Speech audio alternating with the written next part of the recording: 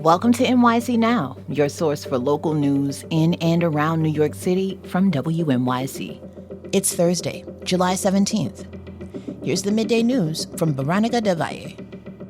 State Attorney General Letitia James is suing the Trump administration to try and save a FEMA program that would fund 38 infrastructure projects in the state. The affected programs are meant to help shield against disasters like rapid flooding. New York is one of 20 states joining the lawsuit as it dries out from this week's intense flooding. Local officials say projects like an initiative to protect about 45,000 people from flooding at the Harlem River are at risk. James says the cuts put millions of New Yorkers in danger from climate disaster.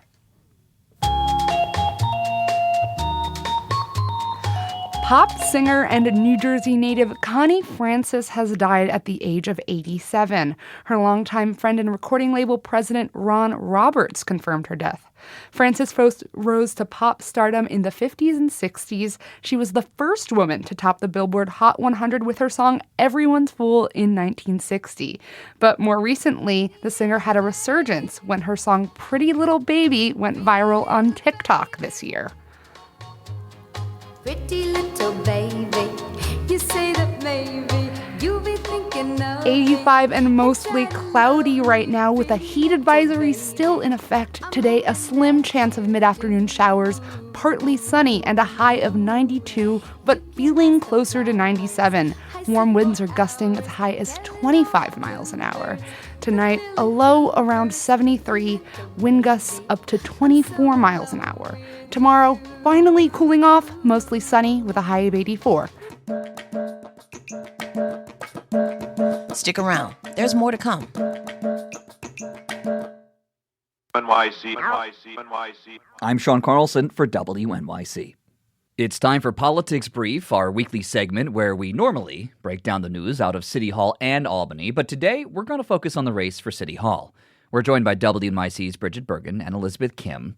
So just to recap here, we're entering a new stage of the race. Andrew Cuomo announced he's running as an independent. Mayor Eric Adams was denied matching funds again. And Democratic nominee Zohran Mamdani is changing his tune on some things after meeting with the city's top business leaders. So, Liz, we're going to start with that. Mamdani's meeting with business leaders. Catherine Wild of the Partnership for New York City, who arranged the meeting, came on this show and said Mamdani appeared, quote, less scary to these titans of industry. But you've learned about what was actually said there. Can you just walk us through what happened? Sure, Sean. This was a meeting with 130 CEOs and senior executives. It was a meeting at the request of Mamdani. As you said, Wild did arrange it, and they discussed a range of topics: affordable housing, public safety, his fiscal policy. And as she said on the show, Wild said that they spoke, quote, in depth about his relationship with the Jewish community.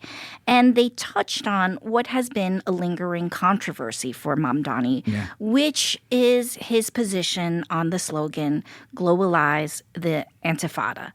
Mamdani said at the meeting that he will, quote, discourage the use of this slogan. And that represented a shift from his prior remarks. Now, just to remind listeners, this was an issue that erupted days before the primary when he gave an interview on the Bulwark podcast. He was asked how he feels about certain phrases used in the pro-Palestinian movement. Phrases like globalize the Intifada, from the river to the sea. Slogans that have been scrutinized more since the October 11th attacks on Israel. And here is what he said. I know people for whom those things mean very different things. And to me, ultimately, what I hear in so many is a desperate desire for equality and equal rights in standing up for Palestinian human rights. And I think I should correct myself. I meant to say October 7th attacks on Israel. So in speaking to business leaders, some of whom expressed concern that he wasn't willing to condemn the remarks. And that was, in fact, the controversy that erupted, was why wasn't he willing to say, because these remarks feel threatening to some people in the Jewish community, why wouldn't he go as far as to say that I will condemn, these remarks? To be clear, he himself says that he has never used this slogan. So yesterday, what he said to these executives was that he had spoken to a Jewish New Yorker who had related to him her feeling of being triggered when she heard that specific slogan, and that seemed to affect him. And he said, he himself had kind of viewed that slogan as just anti-colonialist. So that is why he has come out with this. He told them that he will now discourage people from using this slogan. Well, what does this move to back away from that slogan say about Mamdani as a candidate in the general election versus the primary? Well, practically speaking, he needs to consolidate support from a wide array of stakeholders, and some of whom objected to his refusal to distance and condemn the slogan. Now, is this the number one issue in his campaign? No, but speaking out about Palestinian rights has been central to his identity as a left-wing politician. A lot of his supporters were energized by his support for the Palestinian cause. The question that many people are wondering, though, is he an ideologue, or is he someone who will be this pragmatic leader who makes concessions? And if so, what would those concessions be? And this you can call a concession. Another example is that he's already said he'd be open to keeping Jessica Tisch as police commissioner. She's a technocrat who's very well liked by the business community, but not the kind of reform-minded police leader that the left would prefer. So this, I think, shows that he is in some ways moderating. Mm-hmm. But, we're used to when someone becomes a general election candidate having to sort of adjust to this broader base. And particularly when they've tried to make an appeal to maybe a more progressive part of the electorate, talking about issues of income inequality, that there can be a reaction, particularly among business leaders. Bill de Blasio, would be the first one to tell you he was elected, very much in response to 3 terms of Mayor Bloomberg, the billionaire mayor, and faced a lot of pushback, said he was going to confront the tale of two cities.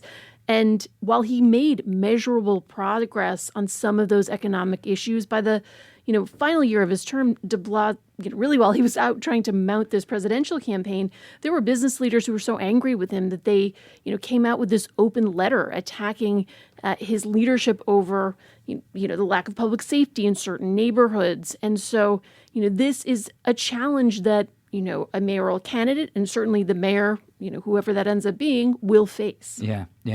Now, Brigid, you've been keeping your eyes on former Governor Andrew Cuomo. His video and rollout has been quite a departure from his primary campaign, right? You dissected the video in the Politics Brief newsletter today. Is this a different Andrew Cuomo that we're seeing? Yeah. I mean, there are definitely differences. Okay. But I think it's really too soon to tell if this is, a whole new Andrew Cuomo. We've heard, Cuomo increasingly acknowledge that they really did not run a good primary campaign. This is from an interview with Errol Lewis on New York One last night. All my life, I'm too aggressive, too difficult, too hostile, he's so tough. And then I run a very non-aggressive campaign. Because in the campaign, all the geniuses said I was way ahead for the entire campaign.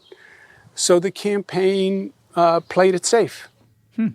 So some interesting dynamics there. Both someone acknowledging that, we didn't do the best job we could do, but also kind of blaming some of the people who he had hired to give him guidance to run that campaign.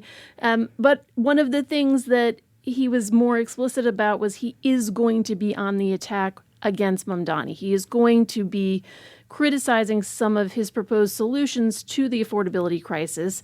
When he says freeze the rent, one of the things Cuomo said in that conversation was, there are voters who went to the poll site and cast their ballot for Mamdani thinking he was going to freeze their rent, without the nuance of understanding he's talking about freezing the rent for rent-stabilized tenants. And that is a subset of renters here in the city. So I think we're going to hear some more specific attacks from Cuomo. It's unclear if he's got something more positive to offer voters, which was the other appeal Mamdani had. Yeah.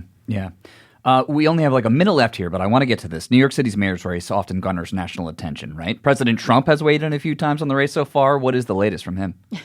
Well, we've talked about how Trump has been very much on the attack against Mamdani. He calls him a communist, even though he's a democratic socialist and worse. He's called Eric Adams a good candidate, but most recently this week, President Trump weighed in on Cuomo's return to the race and said that, he thought he should stay in the race. He thought he had a good shot. And, in a city like New York, it's not clear whether or not that is necessarily going to be helpful for Cuomo. It's a very democratic city, but he is trying to build this sort of anti-Mamdani coalition. Trump really hasn't expressed anything about the Republican in this race, Curtis Sliwa. But Mamdani's campaign really seized on this and said, look, here President Trump is out supporting Cuomo. And he thinks that is basically red meat for his base, whether Trump is saying good things about Cuomo or good things about Adams. Well, that is Politics Brief. To hear more from our politics team, be sure to sign up for the Politics Brief email newsletter at gothamist.com/newsletters. Liz, Brigid, it's a very busy summer. It's going to be a very busy fall. You have your work cut out for you. Thanks so much. Stay cool. Thank you. Thanks for listening. This is NYC Now from WNYC. Catch us every weekday, 3 times a day for your top news headlines and occasional deep dives. And subscribe wherever you get your podcasts. More soon.